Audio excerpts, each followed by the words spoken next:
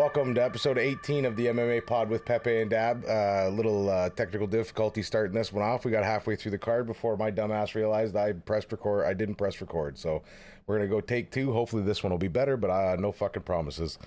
Of course, we are your hosts. I am Dab Hatter, along with my co-host Pepe from Mexico. Hola, buenas noches. I'm Pepe. How you doing, Pep? Nice to see you. Very good. Nice to see you made a safe travel back to Mexico from the parts unknown in the U.S. But also, this is a great fucking transition. I'm just such a fucking pro at these. Don't forget to click like, subscribe, ring the bell so you get notified to see this fucking gong show every week if you choose to watch it. Because we have absolutely no idea what the fuck we're talking about or what we're doing, apparently. Or that we neither work for radio or did commercials that we forgot to do that, right, yeah. sir? Oh, yeah. Just fucking peachy. So as we were saying to basically nobody, as we sat here and talked to ourselves, we had a UFC pay-per-view this weekend, obviously, and a little bit of news items we're going to cover later. But I was saying to Pep that I thought this had a fight night vibe to it. Didn't really feel like too much of a pay-per-view. I thought the early prelims and the prelims kind of outshone the main card. I think losing that Amanda Nunes fight on the main card really hurt this whole card overall. Hope she's okay. She recovers just fine and still continues to be the dominant champ that she is. Had some, I wouldn't say big upsets. Upsets for me. I only ended up going two for three on the night. It is what it is. We'll get into that once we get into the main card.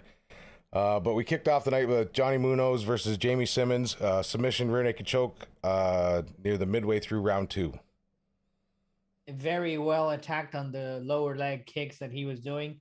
It was brutal to see just that right leg just gave in, go for the takedown, and then work the way up to the choke. Yeah, he was absolutely kicking the shit out of his leg. I wouldn't doubt if Jamie Simmons got a problem walking on that thing the next day. It was starting to welt pretty bad, even in the ring. They made mention of it over and over and over again. It was interesting. We didn't have Joe Rogan on the call for this pay-per-view. I believe he was on tour with Dave Chappelle, I think, is the reason why he wasn't there. He was texting into the show even, and I think he said, he said it to DC, calf kicks are changing the game in the UFC, so he's not wrong. This isn't the first time we've seen him work effectively, and it definitely won't be the last. Kicking is really starting to come out in the game. We're seeing a lot more head kick knockouts, spin kick knockouts. Like, people are freeing up with the feet a lot. There's obviously been some great ones in the past, but we're seeing it on a more frequent level, I believe. Now, this is not coming from people that are coming from the kickboxing side or the karate side. This is people that are adding that into the toolbox 100%. and using it as a combination. And we'll be talking about that and an expert on the 17-year run for Jose Aldo. Yeah, no, he's really putting it together real well. And we'll get to that once we get to the main card. But yeah, congratulations to Johnny Munhoz for the rear naked choke submission. And then we went to the second fight of the night. Was a pretty gruesome stoppage. Melissa Gatto, of course, breaking Victoria Leonardo's arm, or at least it appeared so. Doctor stoppage. She didn't answer the bell for the third round. Unfortunately, it didn't look good. It was a great fight before that happened. Yeah. The first two rounds was going back and forth. There was one guillotine tried at the beginning and then roll out of it. But unfortunately, on the third round, they just look at the arm and it was bad. I mean, I don't think it was the forearm. I haven't read or heard if he was badly injured. We'll have to keep an eye on that injury. And then, like we had seen something like this. I think last time we seen an arm break in the ring was, unfortunately, Jacare Souza. We'll get into a little bit news about him a little bit later on. But yeah, his it looked like it could have been an elbow dislocation, and it was kind of weird where he broke it right at the elbow joint. You've seen the x-rays from that. We showed you before. Kind of rough to look at. Kind of a weird break, but it's all about leverage and where they get the leg and where they start yanking the pressure down. But nonetheless, congratulations to Melissa Gatto for the finish. Great. It was a great fight all the way around. It was hard to see it end that way, but a win's a win nonetheless. And then we get into our next fight of the night. This one's our first performance bonus of the night. Miles Jean versus Anderson dos Santos with a knockout punch in the round three. Very shortly, 116 into the round three. So this was, like I say, one of four performance bonuses handed out. Dana come in for the press conference at the end of the night, announced the three, and then somebody said, well, what about Ciro Gane? He goes, oh yeah, we didn't get Gane? Fuck it. And then they handed out Gane another fourth bonus.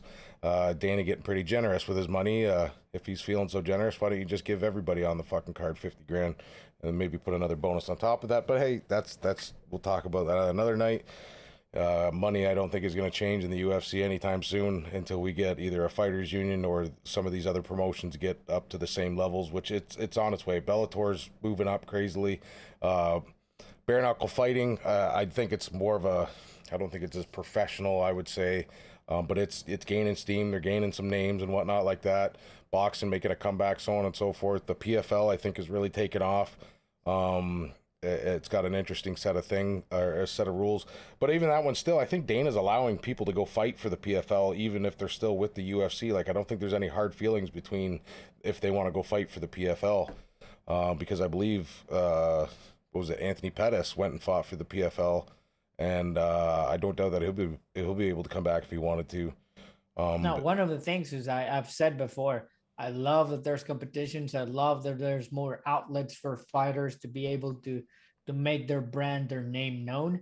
The problem that I still have with the bonuses is there is no clear criteria on how it's given. Yeah. Oh, it's because he feels generous and he's going to give it away. No, I mean, make it clear so we all understand and say, okay, yeah, that's completely understandable. And I've always wondered about that too, like who decides the bonuses, if he just decides it himself or if the team gets together and decides it and whatnot. Like for example, I can't remember what his name is. It's Chris something. I just said Moutinho. There we go.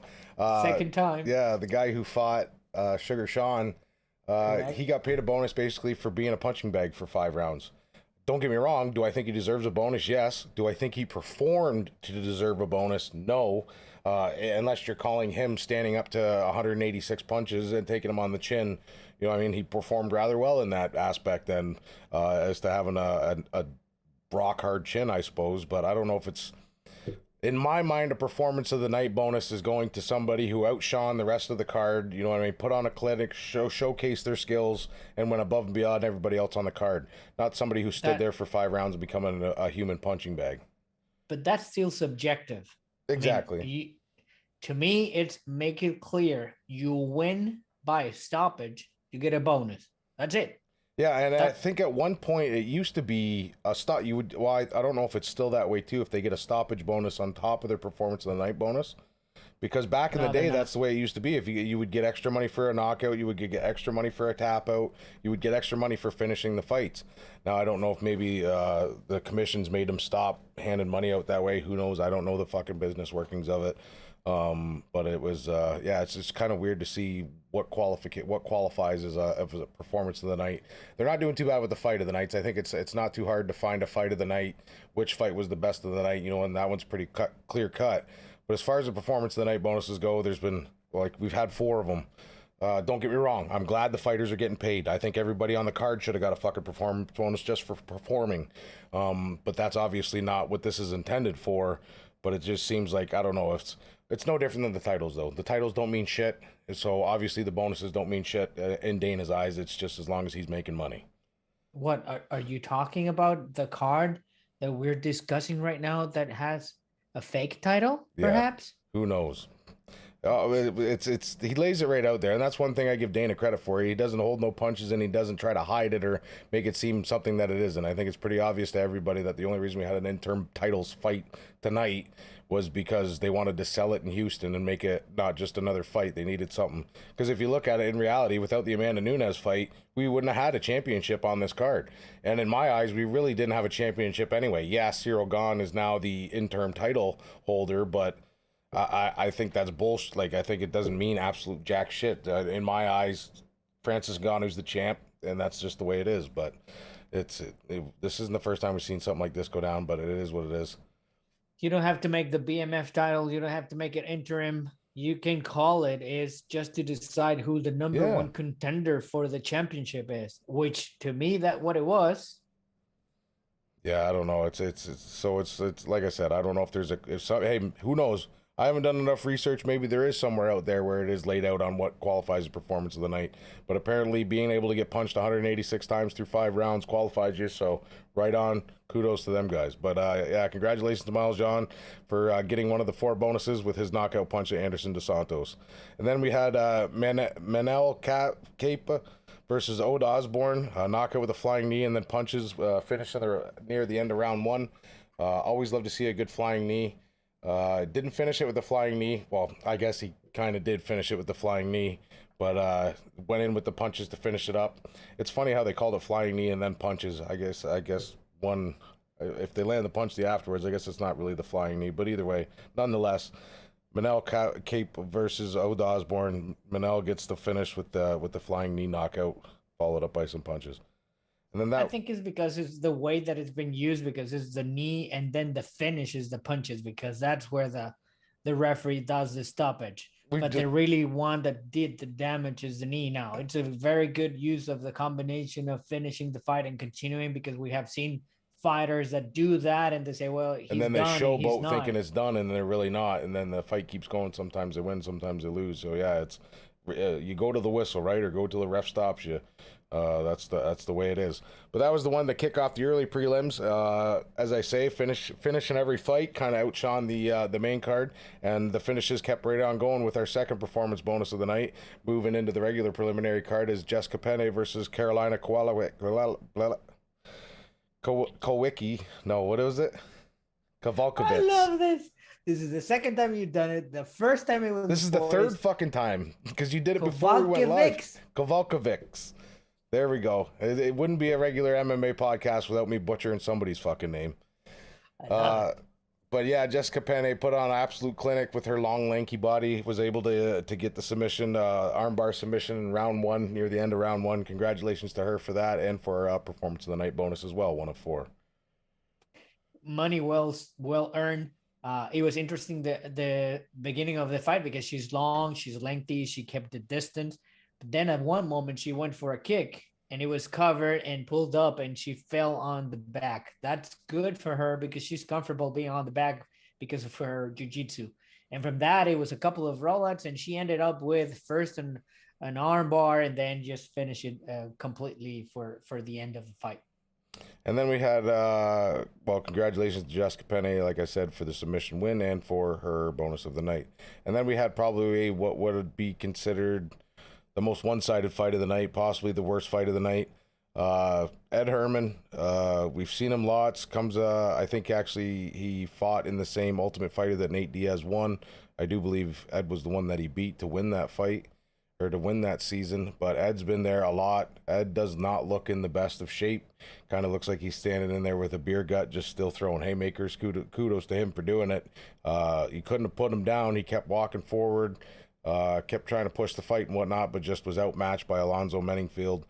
Unanimous decision. It was 30-27 across the board. Alonzo just made Ed look like he should probably retire. And those are two names that we have seen commonly fight over, but still, this is when we think, is it time to call it quits? Is it time to be looking into other things to be doing around the sport? And unfortunately, there's a time for fighters that comes. Yeah, see, Ed had a controversial loss. Well, it was a controversial win, actually. He won by disqualification. And then I think he lost the next fight. Now, he's lost this fight. So it'll be interesting to see what goes moving forward. I can't see Dana keeping somebody like him around for the performance that he put on there.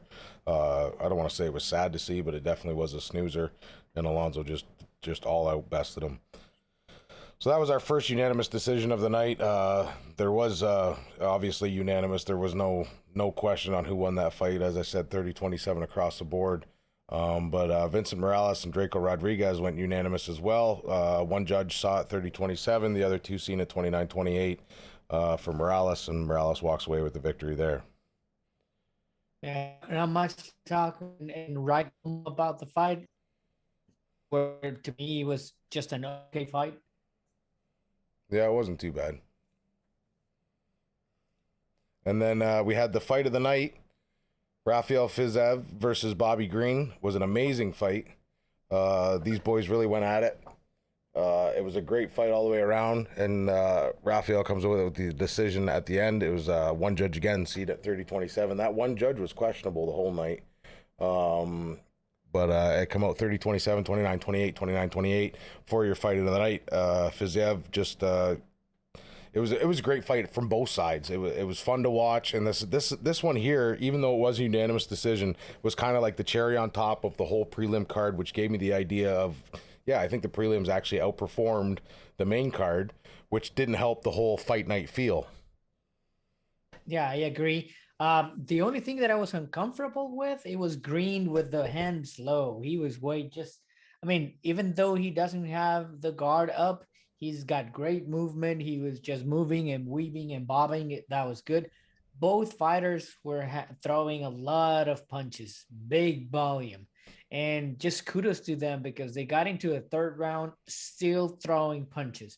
It's just great cardio, great way of performing. I think Fiziev did the most damage. It was more accurate, but it was a great fight to be watching because it was back and forth. The only thing that it's uncomfortable for me coming back from a boxing standpoint is don't just lower your hands. I think that might be part of the strategy, just to bring the opponent to you. Yeah, I was saying that to my wife all night because I think it was actually the last fight night we were watching somebody who thought they could fight with their hands down and ended up getting knocked out because of it. And I remember saying to her last week, like, that's why you don't fight with your hands down. That's what they always do. You know what I mean? You got to protect your head. And I kept saying that during this fight, but Bobby Green made it seem like there is some that can make it work for him. Like you say, it is in their game plan. It's to draw in punches, draw your opponent in, and also you get different punching angles that maybe necessarily people aren't used to practicing from because the hands up is pretty much the standard. So if you can do it, great. But until you catch that one on the chin, because your hands are down, I doubt you're going to be doing it for long. Now, one thing that you have to recognize to Green, that he's a great striker. He's great. Oh yeah, he pushed the fight too. The whole for the most part, he was the aggressor. He just wasn't able to. He just didn't land and do the damage quite like Fiziev did. And this is why again I pushed on the hands down guard type of thing and fight, because if he's accurate and he's a good striker, what if you're closer to your opponent with your hand standing, because more you're protection with the hands and it takes more time to get to the opponent. Yeah, in which it's, to me, it just draws me. I mean, you can do that and move your hands and be faking, and I mean, not just the traditional one. You can do that, and we seen that's an Angela Hill type of fight, and she's always like dancing. Yeah. But you have your weapons ready to just load it, and then the other ways you're all the way down, and then you're pull doing it that up. much more energy to bring it up and put it in. Exactly. Yeah. No, I definitely feel you there. But nonetheless, great way to cap off the preliminary card. Exciting fight, and out of all of them, I would say it was definitely worth the fight of the night bonus. And then we get into my first win of the night. I called Song Yadong to win against Casey Kenney. It was a split decision. I honestly thought Casey Kenney might have won this fight. It was 29-28, 29-28, and then now we had the opposite judge go 30-27. So it was, I don't know. I thought it was a great fight. Nothing to write home about though. I don't know. I'm split on Song Yadong. I remember when he first come in, he was really really showing out, and then he got that bad knockout in his last fight. Now, obviously, it's still early yet to predict how he's still new in the UFC. He's a young kid. He seems like he's having fun in there. He's getting a little bit more comfortable. I don't want to write him off yet, but it doesn't seem like he's got that flair that he first had when he come in. Where he was going to be a dominant force in the division, but ever since that knockout, it looks like it kind of took something off of him. And in this fight, you could see both fighters just talking at each other and just mocking whenever they were punching each other. Song Yadong endurance, Song Yadong's strength is just to be recognized. The problem in here, I just think the fight might have gone his way because of the significant strikes, but nothing outstanding, nothing that convinces you that, wow, he won in a very convincing way, and we see him moving forward. Yeah, it's not still on the works. Yeah, I think I definitely don't think he dropped any, but I don't think he rose any either. He just kind of stayed at that even playing field. He's going to get another rung fight, if you want to call it, another rung in the ladder. I don't think he's going to shoot to the top of the division by any means. Like I say, he was on track for going sky high, and then kind of leveled off. And I think he's still kind of on that level off right now. We'll see what the next fight. Hopefully, great things to come out of Song Yudong. I still enjoy watching him fight. Then we had another ladies fight. I believe this one. Nope, this one wasn't for any bonuses at all, but I thought it was a great fight nonetheless. We had Tecia Torres win for a second time against Angela Hill with a unanimous decision, 30-27, 30-27, and 29-28. I don't know if it was... Yeah, I guess it was that far apart. I wouldn't say Angela was really in danger at any point, but she got outworked by Tecia. It wasn't for lack of trying on Angela's part. You could just see that Tecia overpowered her by quite a bit. She had more strength. Angela was looking lightning quick, bouncing around nonstop, just being her regular self. I had her to win this fight. Like I said, this was their second fight. Tecia had taken the first one and again took the second one here. Great fight all around, but again, we've got Angela Hill just kind of floating around that mid division. And to me, I respectfully disagree with you. I did not like the fight. It looked to me like a pillow fight. There was a lot of talking back and forth on the weigh-ins, interviews. Angela Hill even called Tecia that she was doping. That was why she was so big. She did look like twice the fucking size of Angela Hill. I thought it was gonna be like, okay, I'm going to destroy you. I have bad beef against you, and to me, it was not that. There was no fireworks. I was still waiting for the fireworks, and it did not happen. Yes, Tecia pushed a little bit further. He had a lot more volume, and Angela Hill to me was an easy target. I mean, she wasn't for as much movement as she was doing. She wasn't moving. You know what I mean? She was bouncing in the same spot a lot. She was just like a little rabid dog, just bouncing in the same spot, but not in and out. I don't know. It was a weird fight to watch. I don't want to say I expected more out of it. Is it bad to say that? I don't really expect it's what I expected, to be totally honest. I just kind of thought that maybe Angela, being the bulldog that she would be able to grind one out, but I think it was pretty obvious that Tecia just had her overpowered. There's two differences in moving a lot on the ring, or well, on the octagon in this case, and pushing it forward.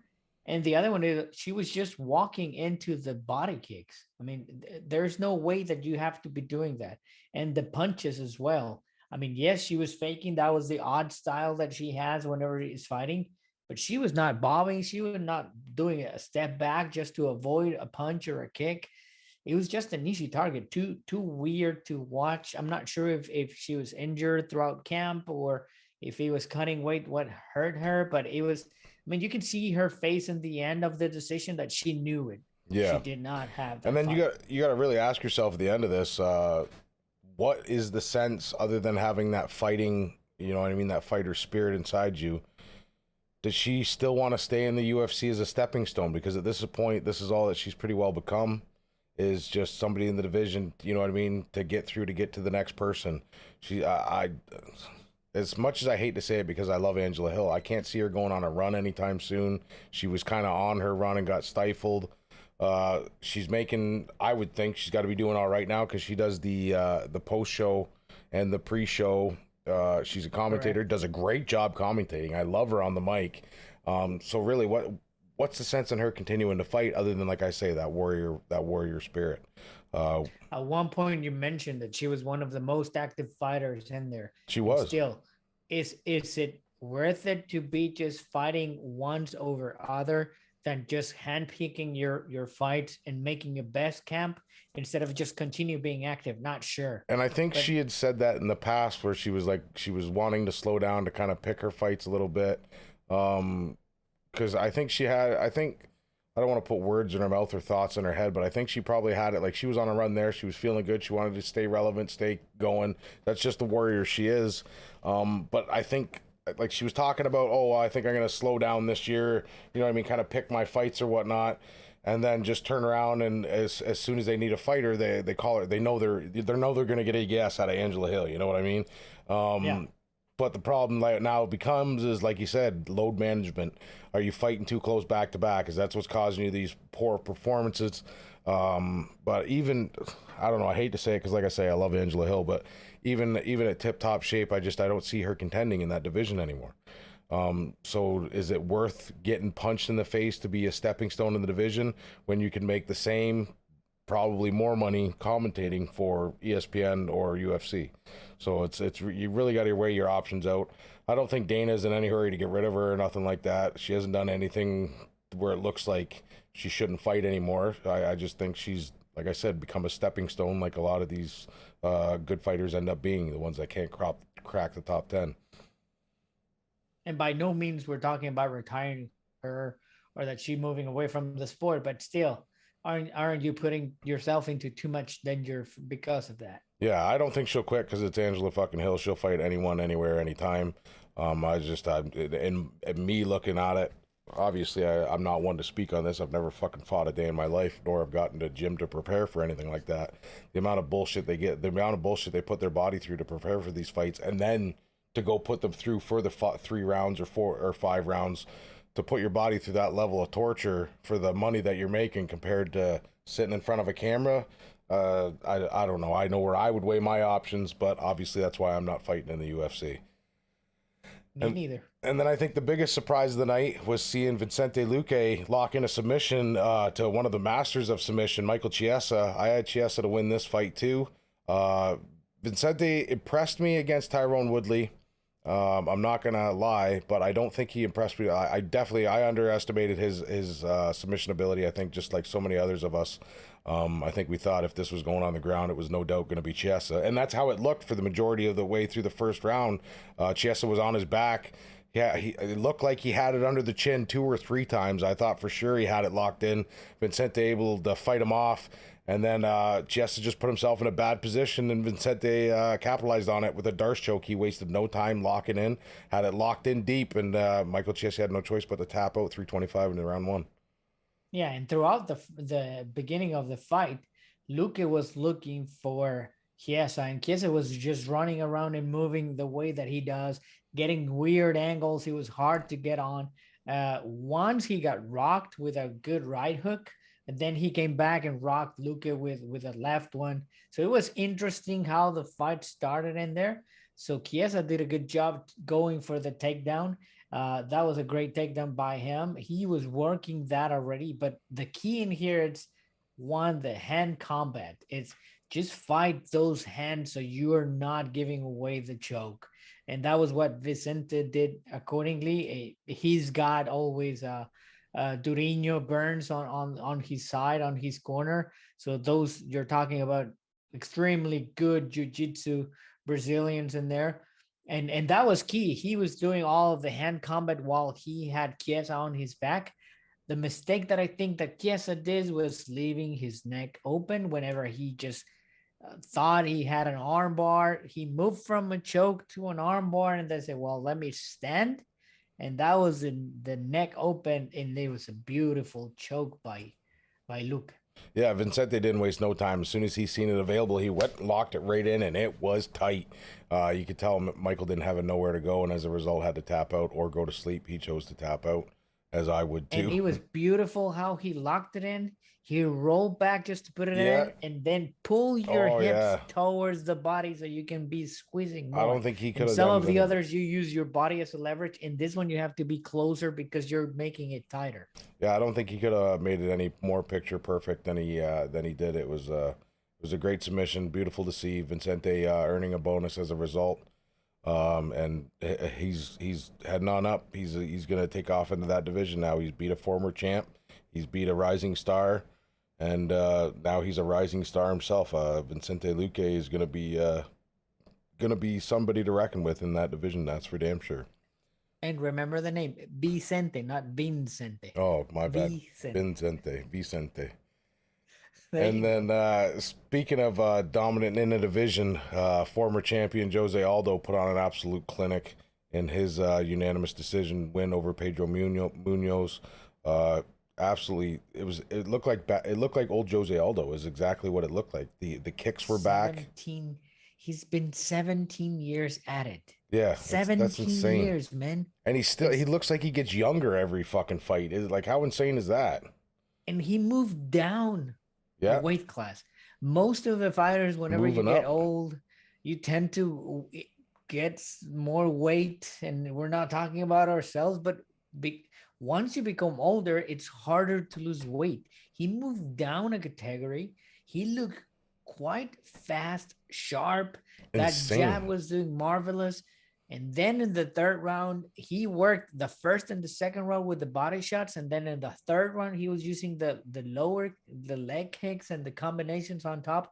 There was one point that he did lower kick and 3 punches on top in lightning. It was Yeah, just a beauty. it's definitely looked like a Jose Aldo of old. He'd kind of looked like I don't want to say he looked bad in his past couple fights. Obviously, he had the one where Herb Dean damn near let him die. But he had a couple. He had a win, if not one, possibly two since then. Not quite as convincing as this one looked, but it definitely looks like Jose Aldo is back in top form, and he put on an absolute clinic. It was 30-27 across the board, very one-sided fight. There's no question who won this one. Good to see Jose Aldo back like that. I was really starting to question his longevity in the MMA. Well, I shouldn't say question his longevity. He's been fucking 17 years at it. You got to think somebody's going to stop at some point, but he showed no signs of stopping with that dominant win over Pedro Munhoz. And Pedro Munhoz it still was doing a very good fight. He was looking for Jose. He was the one controlling the octagon. He was pushing the envelope, and he was looking for odd angles. The only thing that I never understood were the spinning kicks. They were not working. They were not close. He was just exposing himself. I don't know why it was part of the strategy. The spinning kicks I never understood. But once again, Aldo looked just amazing on the boxing. He was checking every lower leg kick. He was just moving his head just to avoid the punches. And credit to the Navy boxing that he's been doing on the training. He looked like a boxer. He moved like a boxer, and man, he punches like Jose Aldo. Yeah, no, it looked like Jose Aldo of old, and it's going to be exciting to see him fight moving forward in his new division. And then, of course, we had the main event. Kind of want, like, when I made my picks last week, I used my heart instead of my head. I will admit that. In my head, I thought Cyril Gane was going to beat Derek Lewis, but in my heart, I wanted Derek Lewis to win because everybody, of course, loves Derek Lewis. He's just a great human being, funny as hell, and he's always in every fight. Yeah, regardless of how his conditioning is or how his skills are, he's always got that one dynamite punch that leaves him in contention, and no matter what fight he is. But Cyril Gane, I think he's a different breed of fighter.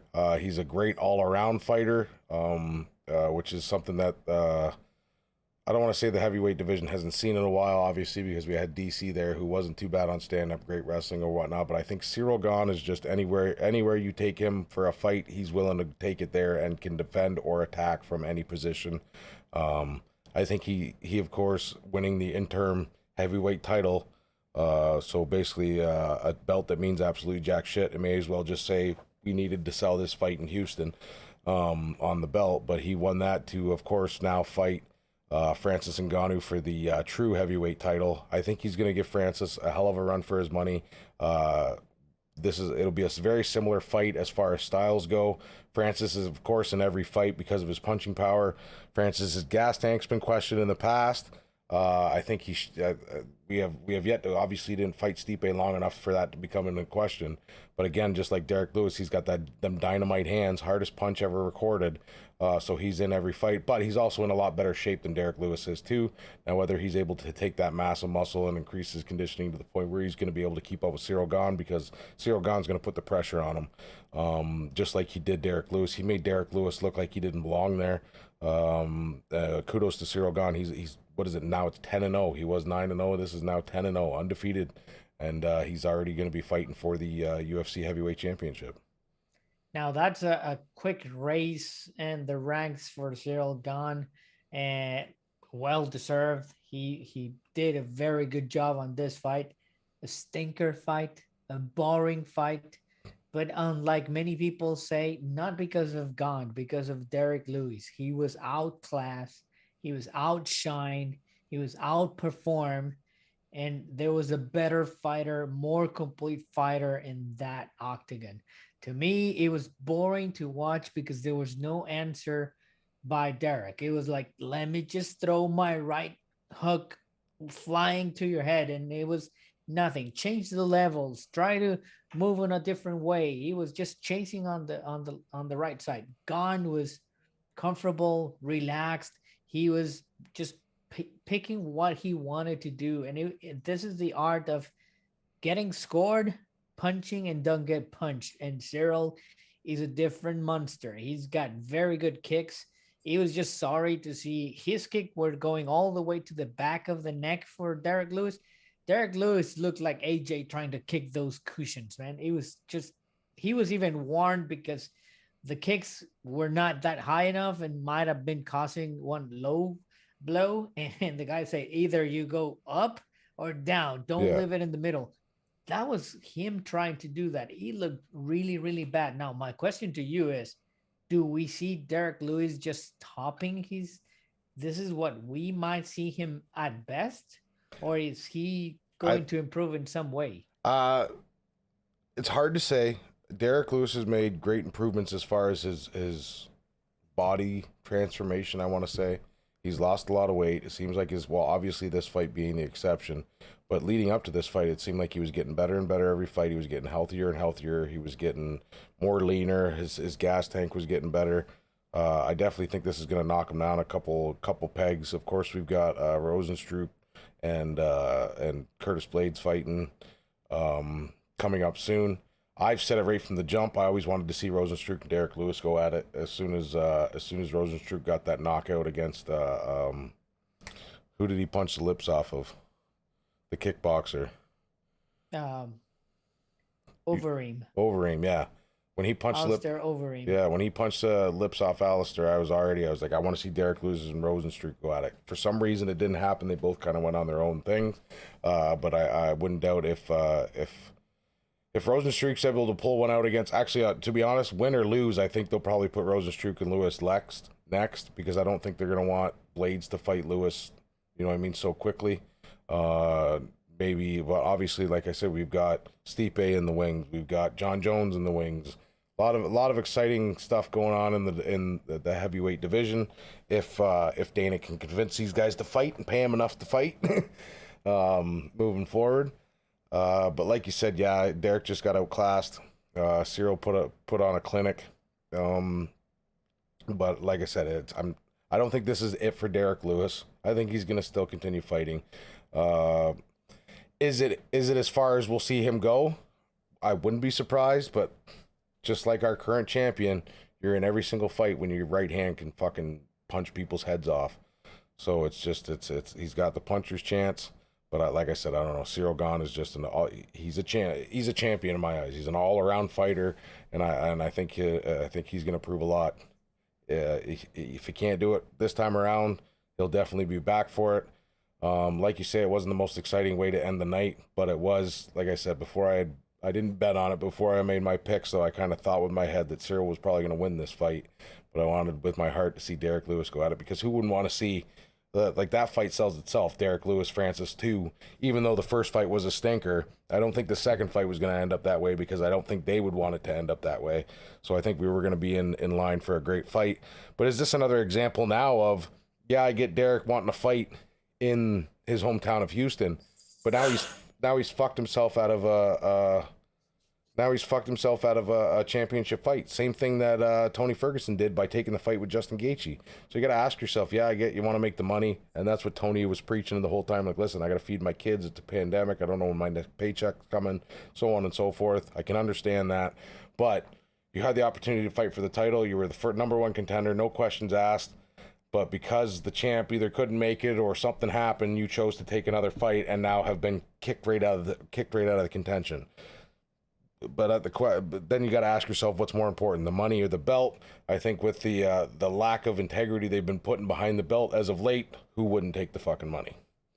And do you see Dustin Poirier doing it Exactly. some way, somehow, Nate Diaz is calling him up, and now he's posting like Nathan. It's like, okay, are you fighting for a title, or you're more interested on the bag? But once again, coming back for Derek Lewis is, yeah, you got the puncher's chance, but then you become a one-trick pony in a division in which you have three good mixed martial artists. Is going to be hard for him to come back. And it'll be interesting to see what happens moving forward. I know Stipe's got a sour taste in his mouth for not getting the immediate rematch. I think he's more than deserving of that rematch, and he deserves to feel that way. I do feel it was a bit of a spit in the face to arguably the greatest heavyweight of all time. But it is that is. Dana's going to make money. He's the way Dana makes money. And then of course John Jones, we have no idea what's going on with him. Dana kept getting asked about it in the post-fight press conference. What can we think about John Jones? He says, John Jones isn't fighting until 2022. I'm not even thinking about John Jones until 2022. So I don't know if there's been talks have gone on behind closed doors that we don't know nothing about, but it seems like he's pretty confident that John Jones will make an appearance in the heavyweight division next year, and he ain't worried about it until then. I said three fighters. It's the champion, it's Cyril Gane, and Stipe. I'm not counting Mr. John Jones because we have not seen him at heavyweight. Yeah. And I don't want to see him get a title shot without testing himself on a heavyweight. Yeah, don't get me wrong. John's definitely proved himself in the light heavyweight division. Give him his flowers, but I think he definitely should have to work his way up. Maybe not from the basement, but yeah, he's definitely got 1-2 fight, maybe 3 before he even gets a sniff of that championship. But you know what the UFC is going to do. Dana's going to go where the money's at. So that's just the way it is. I'll pay to watch Stipe, John Jones, but that's not good for Stipe. But what do you do in the meantime? Is Cyril Gane, and Gano is the inevitable and the one that we all want to watch. Yeah, no, it'll be an exciting championship fight when and if it does come. But that was the kickoff of the night, UFC 265, I believe it was. A little bit of a stinker as far as the main card goes. Prelim outshone, and I think the overall feeling was that of a fight night. Unfortunately, due to the Amanda Nunes pullout and the lack of I don't know what you want to say, the lack of competition between Cyril Gane and Derek Lewis. But nonetheless, it's a night of fights, and I'll watch fights any opportunity I am given. Getting into the news items for the week, we've got UFC announcing their return to Abu Dhabi for UFC 267 on October 30th. I don't think there was any question. Dana's not like he's been hiding it. He said at the end of his press conference at the end of last, he's going on holidays, I believe, for a week or something like that. And then when he gets back, it's on to Abu Dhabi. Yeah, it's going to be weird because of how the things in the world are doing, how fighters are going to be able to travel, how soon you have to be there in order to be tested. That was the preliminary or the second bubble that they tried to do over there. And that even we had a weird moment there with somebody smuggling or stealing a backpack. So it's going to be interesting how the world's going to be by October. There's a layout because we will not see any fights until August 21st, whenever Gastelum is fighting. So there's things that are still in the air on how the situation is going to evolve in the world. Yeah, and they were kind of grilling Dana. Obviously, it's kind of funny listening to his post-fight press conferences. You can tell the people that just totally don't fucking pay attention to what the other questions ask, because they'll ask the same fucking question right after the other guy. But he had to have been asked 3 times now. Obviously, with Francis being from Paris, and Cyril being from Paris, not necessarily Paris, but France. Would they have the fight in France? And I know a lot of restrictions have kind of changed and whatnot, and they've made agreements in France, and they've done some business in France and whatnot. They would obviously love for it to happen in France, but Dana said right now the only places I know I can book fucking fights are Texas and Florida, and that's it. That's all I know. I can't tell you if we're gonna fight in France. I would love to fight in France. Of course, why wouldn't you want to sell that fight in France? It would pack the place out, but obviously we're living in a fucked up time right now, so the only places I know I can fight are fucking Florida and Texas, and then of course Vegas at the Apex Center. But the way the numbers are going, the way shit's going right now in the States, we're heading to a really messy situation. I wouldn't doubt if we're going to head, like I've been saying all along, I think restrictions are going to be coming back in some parts of the world, and who knows where we'll be seeing fights moving forward. But nonetheless, UFC's not going to stop. I think Dana's proved that he can carry on regardless of what restrictions go on. The UFC will not stop, keep going. Kudos to him for being able to put on like that and keep it running through all this. I think a lot of the other leagues have looked to him at how he handles the whole situation as far as making this all happen. Don't get me wrong, COVID's hit them the same as it's hit everybody else, but he's done a great job of moving past it and having fighters lined up to take spots, hungry fighters that want to prove themselves, stepping in to be able to keep this whole thing rolling. Yeah, and even having substitution fighters if somebody else's fails a test or is not able to perform, which I've never seen before. No. And mine and Pepe's favorite fighter, TJ Dillashaw, said he's going to be sidelined for 3 months because he's got to have knee surgery. I'm sure he'll come back a lot sooner because he's got 3 months that he can pump steroids into his body. I don't know. I was thinking about this the other day. Are we being too hard on TJ Dillashaw? Did he, you know what I mean? He served his time. He served his penalty just like any other fighter has, just like Anderson Silva did, just like John Jones did. They got penalized, served their penalty. We welcomed them back with open arms. Should we be doing the same for TJ? I don't know. Obviously, it's a little bit different situation. I don't know why the UFC, you know what I mean, backed him so much as far as giving him his own documentary, and maybe that's why it left a sour taste in my mouth. But at the end of the day, he paid his penalties and he's back trying to fight just the same as anybody else. Apparently now PED free. But yeah, needless to say, he's gonna need knee surgery now. I seen him doing the fight companion with Ortega and fucking Brandon Schaub. I've obviously got my own. I used to be a huge Brandon Schaub fan, and just I don't know, as of late, I think he qualifies as. I don't think there's another one who matches the name Sellout quite as hard as fucking Brandon Schaub does. But that's just my opinion. Hey, if he hears this, what is he? Is he a comedian? Is he still a commentary? Is he Joe Rogan dumb version? Is it? Yeah, I don't know. I understand the work and I get it, and he's doing the food truck interviews and all this other shit, but it just seems like he's more of a leech on a lot of different fucking areas or he's just trying to cut his own path or whatever. But I don't know. It's kind of weird. Like going up to the fucking Paul brother and saying that he beat you won when he went fucking 12 rounds or 8 rounds or whatever with fucking Mayweather. Stupid shit like that. I don't know. My opinions, I'll keep my opinions to myself, I guess, in this instance. Used to be a big Schaub fan, or at least I thought I was, but as of late, it's becoming less and less more. But that's a whole nother fucking ball game, and I'm sure Dana's right there with me. And on TJ Dillashaw, I agree with you that he served his time. The only problem that I have is that he's serving or getting the table served for him very easy. Yeah, that's the only question that I'm asking. No breaks why to Anderson. He gets those easy shots. Yeah, they didn't give no breaks to Anderson at all. They didn't make no fucking documentary out of him breaking his leg and then taking steroids so he could come back faster.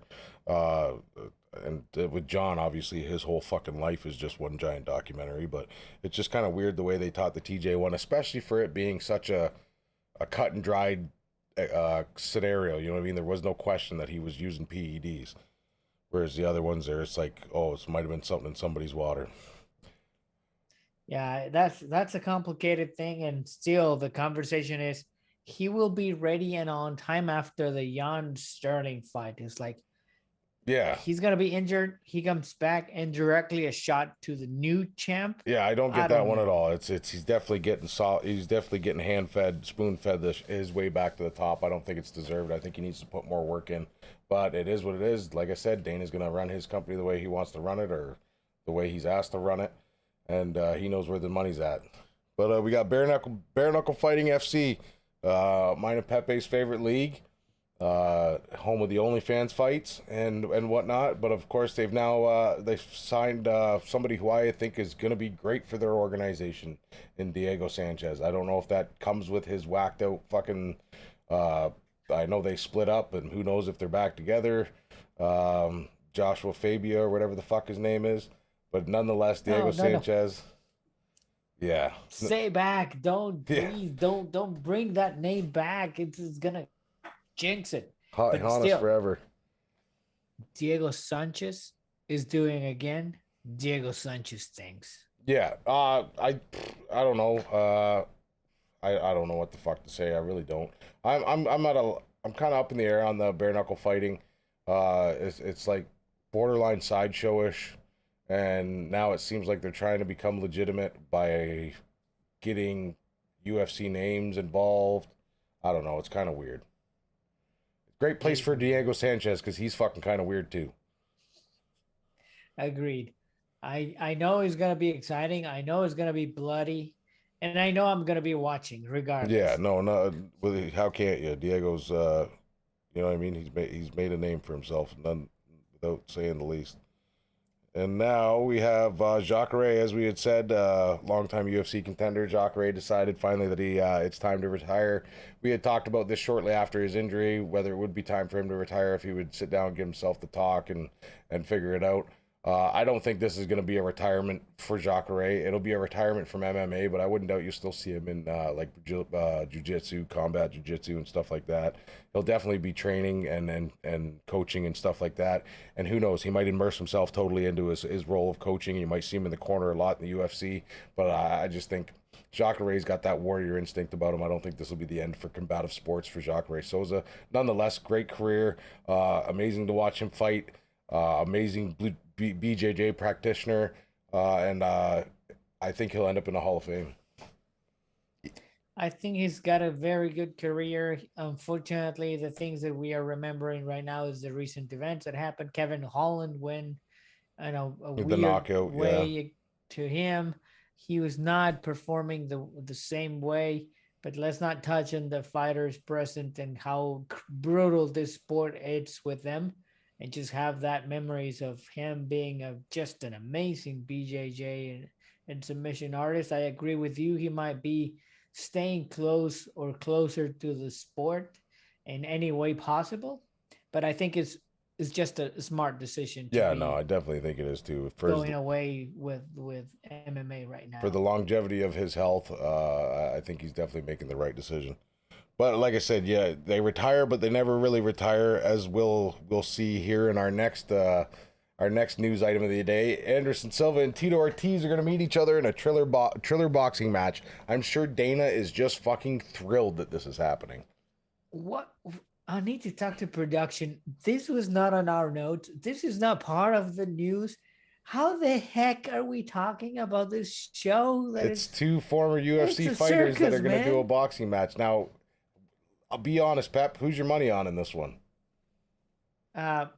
Once again, it's got to be Anderson Silva. PED Open to Anderson Silva. Well, it doesn't say that it's an exhibition, does it? I don't believe it said anywhere that was an exhibition. A boxing match? Yeah. Right? Tito Ortiz, the politician? That I don't understand. He's not a politician anymore because they make him wear a mask, so he had to stop being a politician. So is he in need of money, probably? Oh, I would imagine so. This is an exhibition. This is just a circus. So this will be, of course, a fight of the Vitor Belfort Oscar De La Hoya card. So it's at least it'll give us something to watch while we watch that fucking dog and pony show. So you get an old boxer coked up with an old MMA fighter that might be around the same usage of vitamins and yeah, I don't know, man. Still, all the steroids will be on display. And I will be watching. Oh, I'll definitely be watching too. If I had to put my bet on anybody, it would definitely be Anderson Silva, obviously, because there is no ground and pound in boxing, which is of course Tito's bread and butter. And Anderson's a better all-around natural striker, I think, than Tito is. So I wouldn't doubt that Anderson Silva is going to take the win here. That's just my personal opinion. But we'll see. That is the expert's opinion. Yeah, that's the expert's opinion. But yeah, it'll be interesting to see nonetheless. Another farce put on by Triller. Hey, they're getting my money. Yeah, they're getting my money. They're getting a lot of other people's monies too. So kudos to them for keeping our interest, I guess. They're doing their job. Yes, indeed. And they're doing it well. But that's it for another week of MMA with Pepe and Dab. Of course, we are your hosts. I'm Dab Hatter, along with my co-host Pepe. Still struggling with the English language. Pepe's probably better than I am, which is funny because it's not his first language. It's supposed to be mine, but it definitely ain't. Gibberish is fucking more so my line. But nonetheless, make sure you like, subscribe, hit that bell so you get notified when this fucking gong show comes live every time. You can come laugh at all me fucking up everybody's name and listening to me and Pep talk about shit that we know absolutely fuck all about. Making complete assholes of ourselves. And we enjoy the way we do it. Buenas noches. Thanks for watching. We'll see you all next week. Bye for now.